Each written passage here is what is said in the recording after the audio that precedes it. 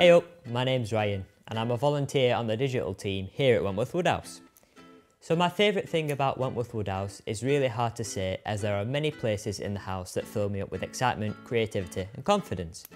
But to focus on one, I'd have to say it's the amazing oak staircase, aka the creepy staircase as us young ones like to call it.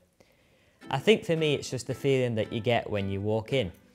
With its darker colours down to its actual infrastructure, it provides a creepy feeling every time I walk up it, especially Wentworth after closing hours. Besides the spooky feeling it gives off, it's also one of the first places where the creative producers of 2022, including myself, had our group photo. That photo reminds me of the traineeship and being so young and not knowing what amazing wonders were to come from working at this magnificent house. It has brought me creative confidence, experiences and such an amazing group of individuals that I call friends. It's a memory that I will cherish forever, and the first time I walked up it I instantly was struck upon everything about it. I remember having to carry a very big Christmas tree up at least 3 flights of this set of stairs, which was a challenge and almost looked like a scene from the Chuckle Brothers. For me though, it's one of the places in the entire house that gives off the spooky feeling that I'm being watched every time I go up and come down, which I love.